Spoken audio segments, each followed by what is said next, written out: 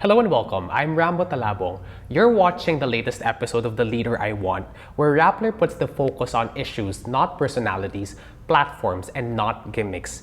We are here in Malolos City to speak with the mayor himself, Christian Aguila Natividad. He is planning to jump from City Hall to the Capitol, running for governor of Bulacan in the upcoming elections. Sir, welcome to the program. Thank you so much for joining us. Thank you, Rambo. Okay, sir, let's go straight to the point. I wanted to ask first about your name. Actually, you're wearing a shirt already. Saan galing, sir, yung pangalan na Aguila Natividad? Aguila is bansag yan ng father ko. So, na-inherit ko yung bansag niya. Actually, he's known as the Aguila ng Bulacan before. So, when I was growing up, namana ko yung bansag niya. So, tawag din sa akin dito, Aguila. Okay, sir. And yun na talaga yung identifier nyo, si Aguila para sa Bulacan. Ganun. Yes, parang ganun eh. Kasi even nung bata pa ako, they keep on calling me Aguila, Aguila, Aguila. Kasi tatay ko Aguila. Okay, sir. Tapos you're running for gubernatorial post, sir, from being the mayor of the capital. Yes. Some see that as a big jump kasi you're a mayor and you didn't work through the ranks, as they say. Why did you decide to go straight for the capital? I've been working as the local chief executive of the capital of the province, Malolos City. And most of the mayors talked to me and they told me na why not try to lead us in the province. Run for governor. Actually, we're three. Three of us were chosen. A group of three. One should be chosen to run as governor. Sino to, sir? One is former Governor John Mendoza. Now he's running as congressman in 3rd District of the province. The other one is former Deputy Speaker for Luzon, Congresswoman Linabel Villarica. And now she's running as the city mayor of Mekawayan. Okay. Napag-desisyon ng ikaw. Yeah, they decided to pick me and to become the standard bearer of the party and lead my co-mayors for the province. Meron kang particular number of mayors, sir, na nag-back sa yung gubernatorial bid? So mga 18 to 20 mayors, municipal. out of 24. Out of 24 mayors. Yes. And you personally, sir, why did you decide na ready ka na to go to the capital and become the governor? As I've said, yung Malolos kasi is a very different LGU rin to eh. Kasi dito ang concentration ng trial courts, ng major government facilities, universities and colleges. Everything is here in the city. So, nung makita nila how we work on leading the city, they're trying to tell me that the template that I've been using to govern my city, and maybe it can be used as a template for the province. So, sabi ko, sige, kung ganun talaga, why not? Kasi when I ran as mayor of Malolos, the same din eh. Ang nilaba I fought the institution din, yung political institution. Alam mo yun, yung traditional na labanan ng politika. Tapos ako, very unorthodox yung style ko. Kasi from the ranks, bata, diretso, working student, nakarating dito, tumakbong mayor na sa capital ng Bulacan na iba yung tradisyon doon sa dala-dala kong bagong politika. And you're now running against political establishment. Yes. The partnership of Governor Willie C. Alvarado at saka si Vice Governor Daniel Fernando, and they're switching up for the elections. Yes. And why do you want to oppose that partnership? Saan ba sila nagkulang when they were in the capital? Lahat naman ng leadership may mga gains at may mga pagkukulang din yan, di ba? May mga shortcomings yan. But what struck most of us mayors is the current state of the province in terms of fiscal administration, in terms of social services, and in terms of infrastructure. And the way the rate things are going around Bulacan, we don't know yet what will happen to our province. Di ba may kasabihan tayo, be careful of what we wish for. Kasi everybody's aching that the airport is coming, the trains are coming, everything is coming. So, kung parating yun, do we have a provincial development plan? Are we ready for this? paano mangyari sa atin? Or are we going to become the next Manila na maging congested na masuffocate tayo pare-pareho dito, na it's all because of us salivating on having these kinds of progresses that we want to have because they think that's the name of the game right now. Pero I think we need the balance. Yun ang kailangan po natin. So parang walang unified vision kung paano i-develop dapat ang Bulacan given the light na wala po developing talagang Bulacan eh. There's an upcoming airport. Wala kasi ang Bulacan, we should note that Bulacan is still a agricultural province. What's happening to our agricultural industry, our aquaculture? What's happening to the mountains? What's happening to the waters of Bulacan that's being used right now by Metro Manila residents?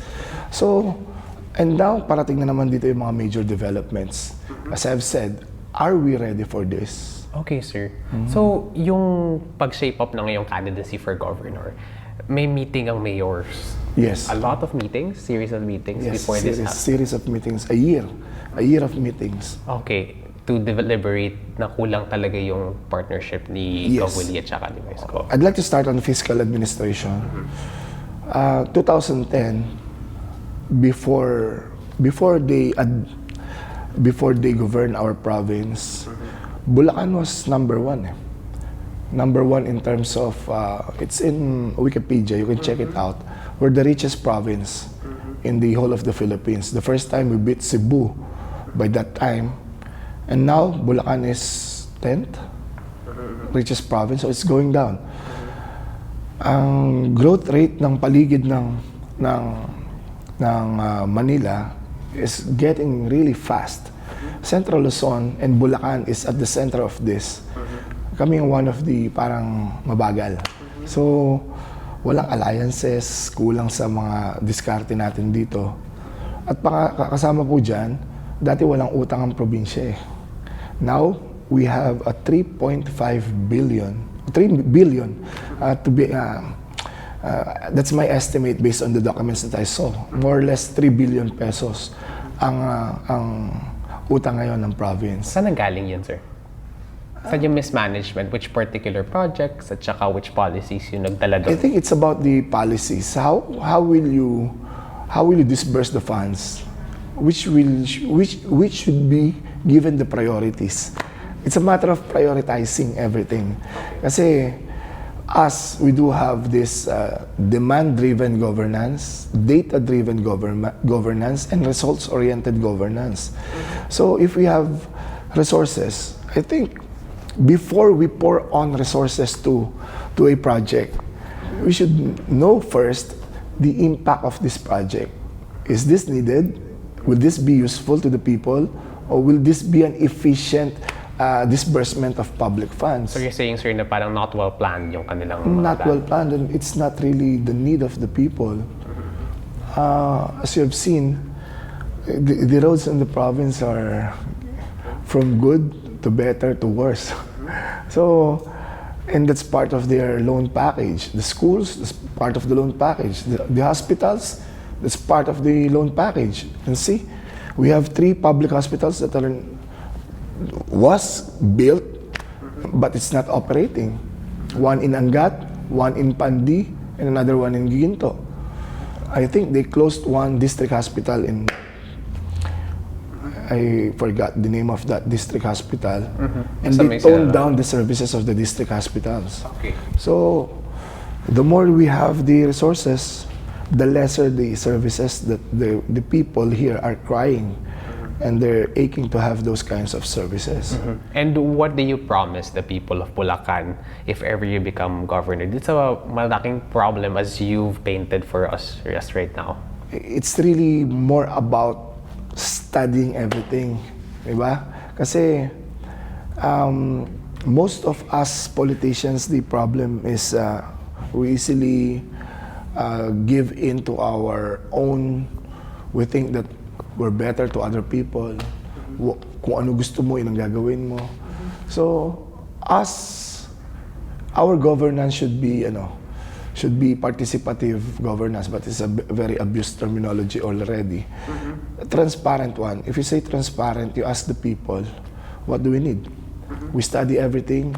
Then we focus the resources there. Like for example, when I governed this city, the first problem that I met here was the city of Malolos is number 1 in the whole of the Philippines in terms of dropout rates and incompletion rates in secondary schooling. We have 1 classroom for every 96 students. Now, we already have 1 classroom for every 38 students. So we already addressed that problem.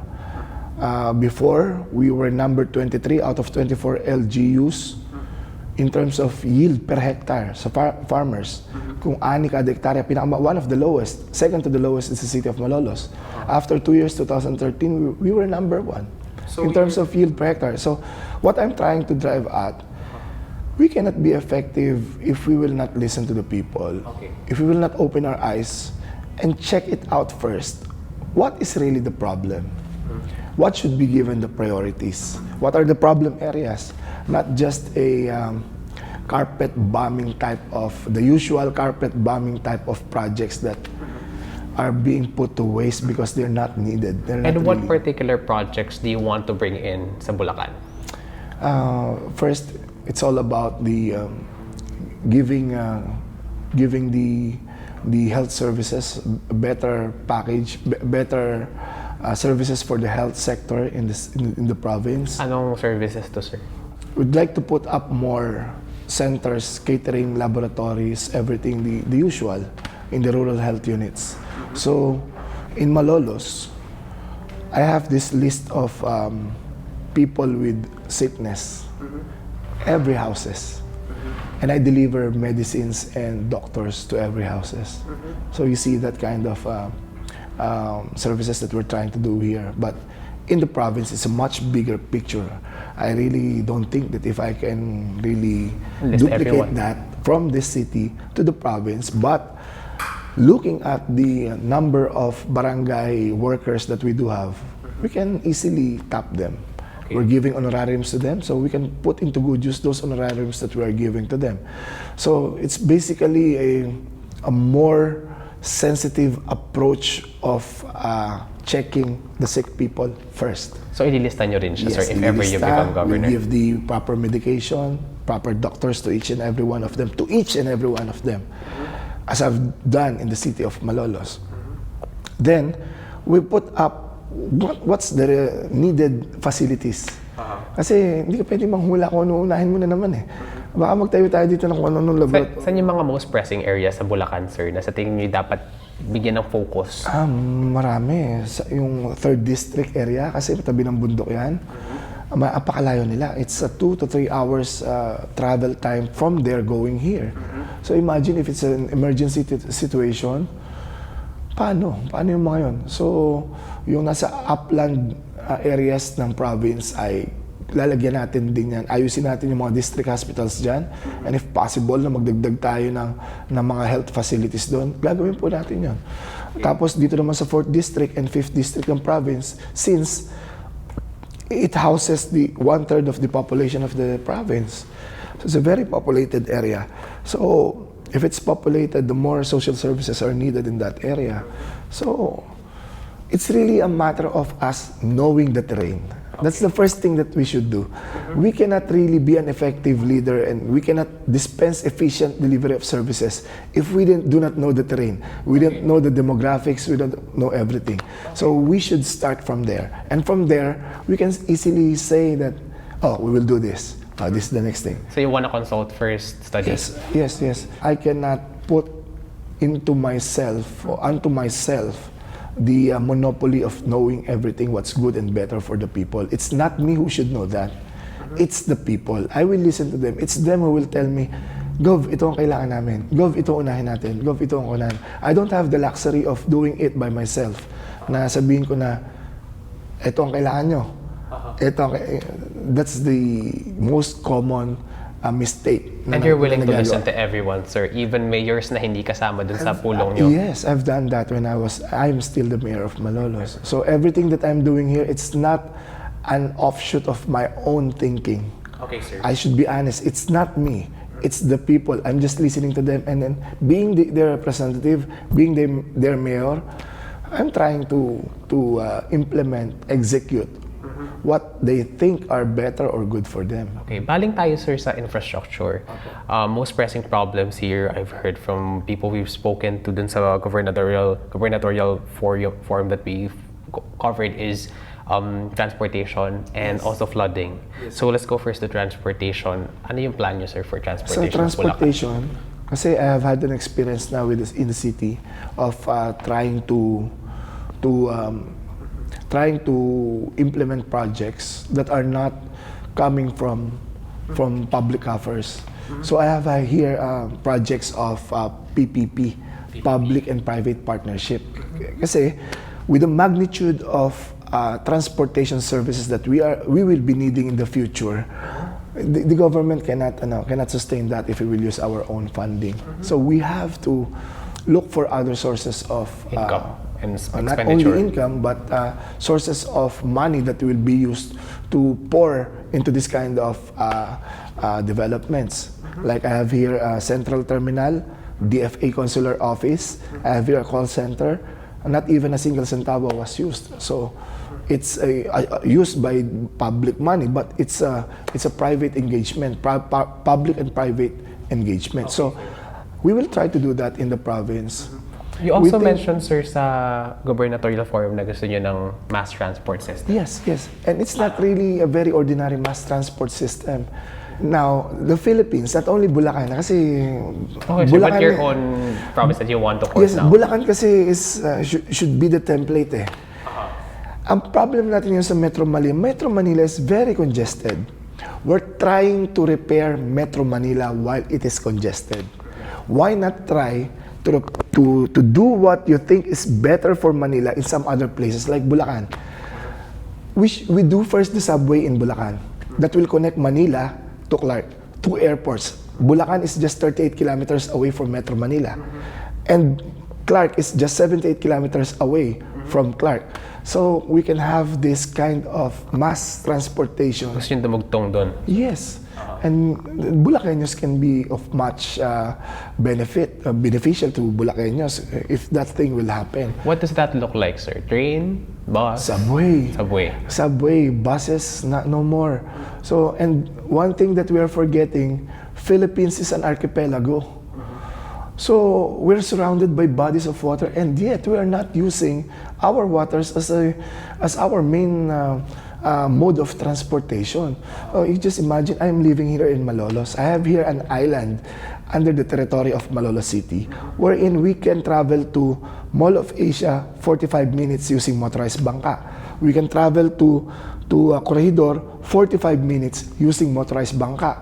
And you can travel from Cavitex going to Zambales or Subic area 1 hour using motorized bangka. How do you plan to fund this if ever you become governor? The governor the provincial government cannot at this point in time do that using our own public funds. It's the initiative of the governor to put this matter on the table before the Regional Development Council, before NEDA. And that's the power that I'd like to use. That's the other part of the powers of the governor that we are not using right now. We can initiate and we can lobby all these projects using the Regional Development Council, who decides what will happen to all the congressional funds, to all the national fundings that are being laid region-wide in Region 3. So, we can have I can lobby that and I can National government. National government. Okay, sir. And it's an alliance building between other local government units, between the national government and other LGUs. We can do that. Okay. Another problem, sir, for infrastructure is flooding, sir. Laging binabaha mga tao sa Bulacan. What's your plan for that, if ever? For the past 6 presidents, starting from President Marcos, President Cory, up to this date, we have yet to see one single serious anti-flooding program project in the province. So what happened? Kamanava started their own anti-flooding. So what happened? They protected Kamanava. Mount Pinatubo erupted. They spent and poured billions of pesos just to protect diking, everything, just protect Pampanga from flooding. What happens to Bulacan? Naging imbudo po kami. And that's just the two parts. What about the uplands? From as far as Nueva Vizcaya, the waters from there, if it's rainy season, Sa inyo bumabagsak? dito bumababa yan. Ano sir ang plano nyo para dito? Meron kaming in-engage na study. So I cannot do that by myself because I'm not an engineer, I'm not a technical man, I'm a lawyer. Kahit broad strokes kung ano itsura nitong plan na to. We'll build here floodgates to protect us first from tidal flooding. That's the main problem here. If it's not raining, it's flooding in Bulacan because of the high tide. So we have to put floodgates to Saan to, protect sir? us. Sa coastal municipalities and cities, from as far as Mekawayan going to Hagunoy, going to Sasmuan, Pampanga, and going to Navotas, because bodies of water should be So barriers yes, talaga. so barriers, floodgates, barriers. Second, it's high water. The problem is the dam management. So if it's rainy season, Maapaw. pinapatapon pa nila lalo. O imagine mo po, pag tag-araw katulad dito, mababa ang anggat level. Yeah. Bakit tayo naubusan ng tubig? Samantalang pag tag-ulan, nagtatapon lang tayo ng tubig. Di ba gets nyo? Simple logic. So, kailangan talaga, meron tayong maayos na dam management dito. Na pag maraming ulan, gawa tayo ng mga impounding areas for water para hindi naman mukhang kawawa ang magsasaka ng Bulacan. Para hindi naman kami mukhang kaawa-awa na maghuhugas kami ng pinggan, inom kami ng tubig. Wala kami magamit na tubig kasi ginagamit ng Metro Manila dahil sila ang priority ng Angat Dam. So, ito man lang maayos natin ho dito. And somebody should stand up para dito. Someone should speak up and stand up not only for the province, but the one who can stand up also before the national government and international communities to look for something of help para dito po sa atin. Sir, punta tayo sa social development, social welfare. A problem of Bulacan din, sir, is homelessness, SJDM especially. Ano, sir, yung social welfare projects that you would want to espouse for? Ang una ho muna talaga natin gawin dito, inventory muna natin lahat ng mga housing projects kasi ito sa development permit yan, ang issue sa NHAs at sa mga local government units. Dapat walang problema social services di ba? Incorporated sa isang housing project, dapat may schools dyan, dapat may hospital or health center dyan, dapat meron niyang maayos ang drainage system niya na hindi binabaha. Pero look what's happening. Wala yung lahat na ngayon. So somebody should answer for that. And I should be, being the governor, I should stand up for them. So, future naman. Kunyari sa future, kasi pinag-usapan natin nakatayo na. Yung parating. Sa parating, kung meron talagang darating dito, babalik tayo doon sa basic. Na bago kayo magtayo dito, viable ba na ilagay pa dito sa province yan? Kung ilagay man dito yan at hindi namin makaya mapigilan yan, nasaan yung social services component yan? Ipakita nyo muna sa atin bago natin aprobahan yan. Kasi kung wala talaga yung social services component, ibe-burden nyo ang LGU, ang province. Sa halip na ito ay pamigay natin doon sa mga residente ng Bulacan, mahahati pa to doon sa mga bagong dating na hindi naman dapat sagot ng probinsya. Ang may sagot dapat dito, it's the developer or the NHA, kung sino man po sila na may dala dito. No? So gusto nyo palagutin or pasagutin ang Dapat po. NHA para Somebody should answer for that. And I will be shortchanging the Bulacanos if I will use their funds para iayos ko po yung problema nila. Adding to social development na rin, sir, is stimulating the economy ng Bulacan. One of the questions that actually piqued me is, ano yung plans niyo to keep Bulacanos studying and working in Bulacan and not just going to the Metro Manila? Katulad po ngayon kasi, ang Bulacan is the center of educational excellence na sa Luzon. So kung meron man nagpupunta pa sa Metro Manila, it's maybe it's their own choice na. Pero majority ng mga Bulacanos, dahil sa dami na ng magandang schools dito, maayos naman po dito. Ngayon, ang problem is, how can we avoid or prevent them from traversing pa outside of the province? Kasi ang kailangan talaga natin dito, tama doon, spearhead natin dito yung mismatching ng job. Di ba? Kasi pag ino-offer naman dito, wala naman pala dito, talagang lalayo yan. So kung meron tayong memorandum of agreement between doon sa mga investors dito, ito po ang mga susunod na may trabaho dito sa Bulacan. I-ready natin yung mga bata, ito po enrollan nyo. Huwag po kayo mag-enroll sa ganito kasi wala kayong makukuha, lalayo pa kayo sa Bulacan, lalayo pa kayo sa bansa. So i-educate natin ang tao doon. That's the first thing that we should do. Second, yung pagdating ng mga investors dito, lalo na yung parating na airport, parating na yung train po na yan, we should capitalize on that. Kasi katulad ang Malolos, I have already built here a 3,000 seats for call centers for BPOs. So that's a big help para hindi na umalis ang mga taga rito sa amin. Now, it's in the process of being approved na in my city council. I don't know kung aabutan ko pa yun dahil ilang buwan na lang akong mayor. Pero it's in the offing na sa City Council of Malolos, another PPP project worth 2.2 billion wherein we will call this as a Heritage Center of the Philippines, come a techno hub with 12,000 seats of BPO call center agents. So, that's the other side. Dito naman tayo sa baba, sa mga isda. Protektahan natin yun, para hindi na umalis yung mga mangingisda dito nung diretso trabaho. Protektahan, sir? Yung ating pong karagatan. Kasi dito, sobrang higpit ko po, kahit ipagtanong nyo ako. Sa panahon ko, nakapagtanim kami ng mga 200,000-300,000 na mangroves. And that's part and parcel of yung ginagawa namin Great Wall of Mangroves na 5 million dapat yan eh. Inabutan na lang ako na inabutan eh. Pero aabot sana dun yan. Pero tutuloy pa rin namin yan. So nandito na yung project natin dyan. Okay, just imagine dati, yung bilakong, alam mo yung bilakong?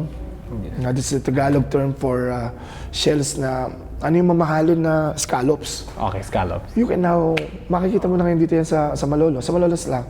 Yung ulang na hindi yung malalaking hipon, malalaking ulo, lapu-lapu, meron na dito. Kasi naging breeding ground uli ang Malolos. Bakit? Hinigpitan ko po talaga ang mga illegal fishers dito.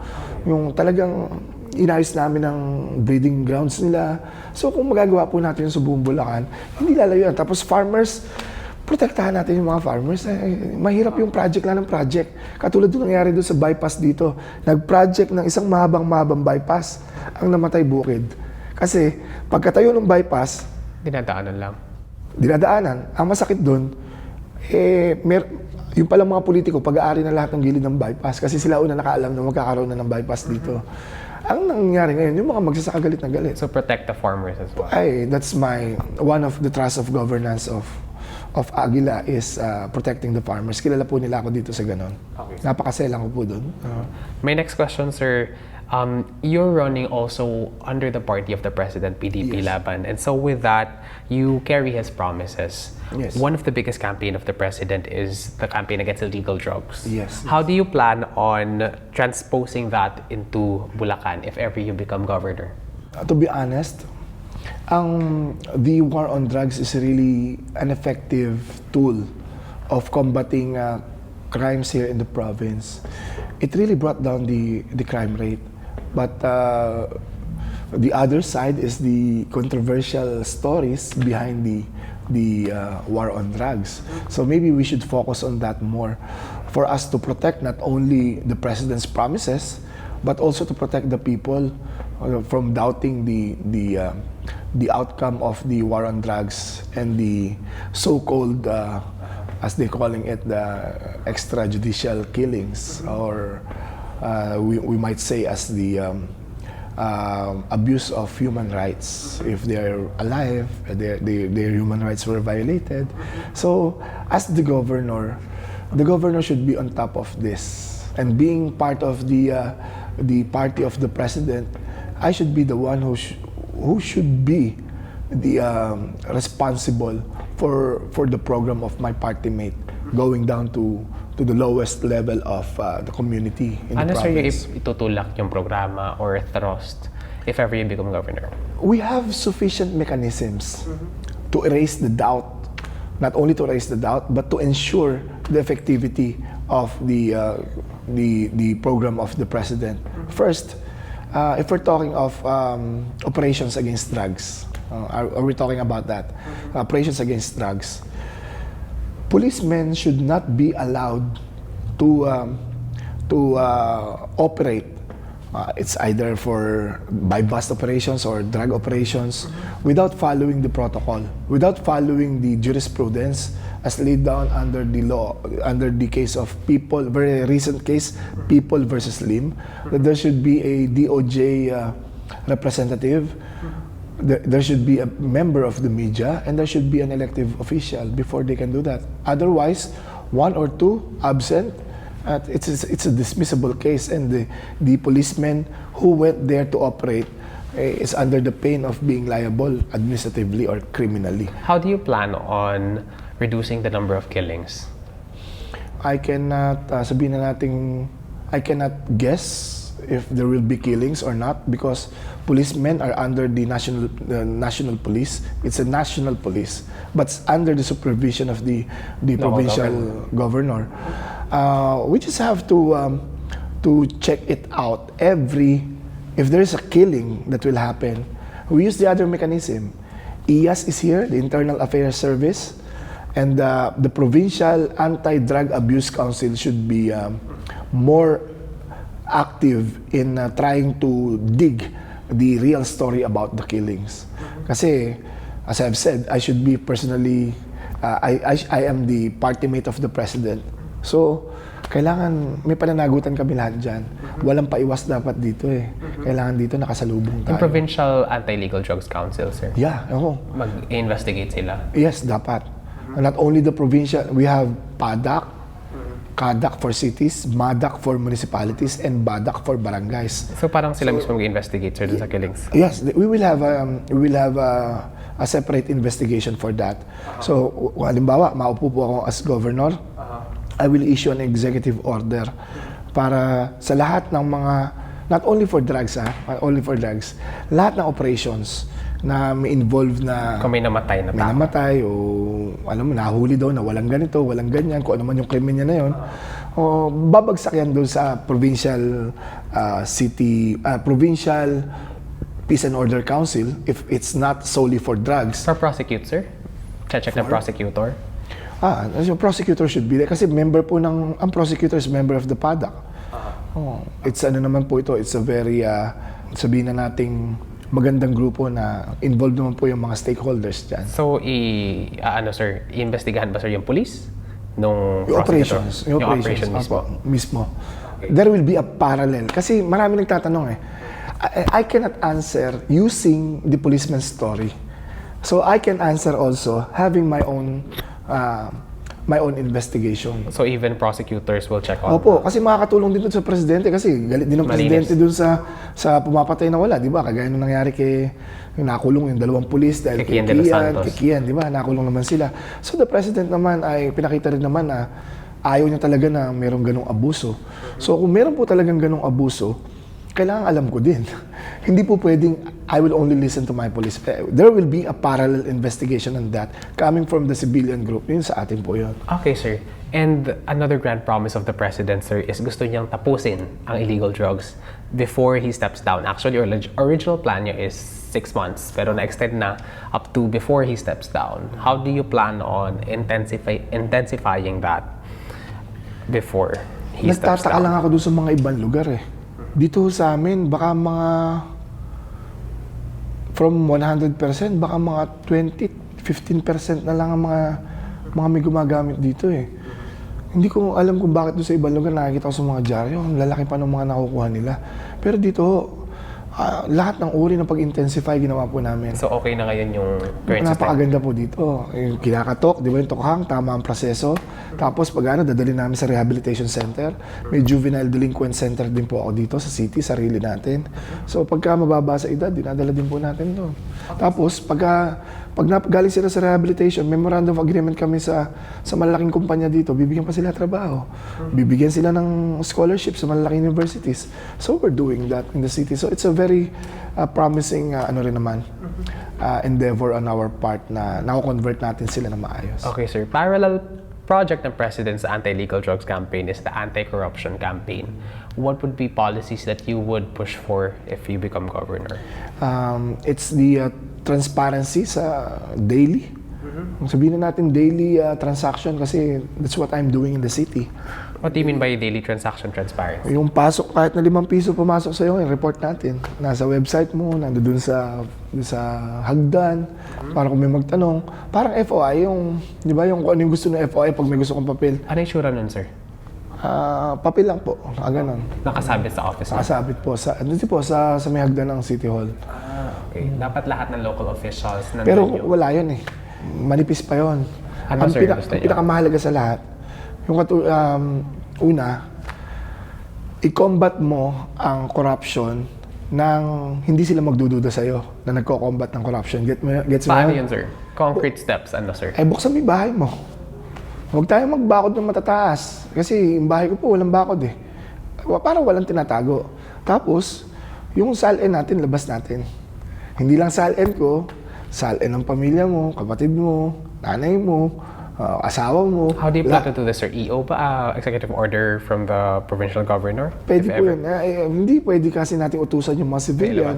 But it's an initiative na lang on our part na pakita natin, Publicize. ganitong panahon, ganyan ang kayamanan mo. Ganun din gagawin ko sa mga tauhan ko.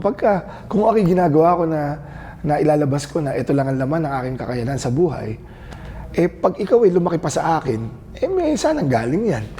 Di ba? Dapat ganun tayo. Ngayon, kung tatanggi ka, ba't ka tumatanggi? Kung ako nga nakabukas ng ganyan. Okay. Hindi po ba? Okay, sir. Any other projects for anti-corruption, sir? Anti-corruption, yung ginagawa ko sa City of Malolos, na-awardan kami sa red tape, mga ganon. Meron kaming people's covenant, something na ganyan, na dapat yung oras ng delivery mo, ganito. Pag nag-apply ka ng ganito, ganitong bilis mo makukuha para ma-ease out yung corruption dyan. Tapos yung mga government projects should follow the PhilJEP's natin, yung mga postings and publications and everything. At mahalaga din talaga na i-diverse natin yung mga interest natin. Baka negosyante ka ba? Ano ba negosyo mo? Dapat. Dapat yung asawa mo, ano ba negosyo? Kapatid mo, ano ba negosyo? Kasi corruption will start from the leader Okay. Pagka may corruption sa paligid ng leader, marami rin mag-ano dyan. Marami na susunggab dyan na kung si ano gumaganyan, tayo pa kaya. So pare-parehas na yan, sunod-sunod na yan. We should set an example. Okay, sir. My last question, sir. Opo. Pretty adversarial, but what do you think sets you apart from Vice Governor Daniel Fernando for the position of governor? He has served as Vice Governor for 9 years, you as Mayor 9 years of Malolos City. What would give you the edge over him, do you think? Ang masasabi ko po siguro doon, base na rin doon sa forum, narinig ko sa kanila, I'm a man of my own. Di ba? So, I'm doing this for the better of the people. It's the people's decision that will drive me. Kung ano yung drive ng tao, yun ang mag-drive sa akin.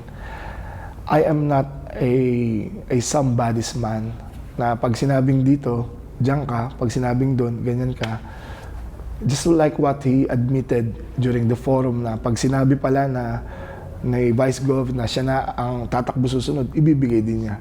Na, di ba, na you were there when that happened, when he said that.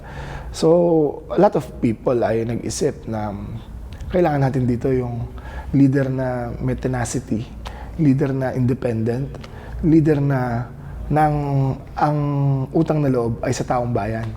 Hindi leader na ang utang na loob ay sa kapwa politiko. Dahil mahirap po yun. Hindi ka makapag-decide ng sarili mo doon pagka ganun. So I think that sets me real apart from my kalaban. Okay, sige, sir. Thank you so much, sir. Thank you so much for going into our program. Opo. That has been Mayor Christian Aguila Natividad, the mayor of Malolos City, who's running for governor of Bulacan in 2019. This has been the Leader I Want of Rappler. I'm Rambo Talabong. Thank you for watching.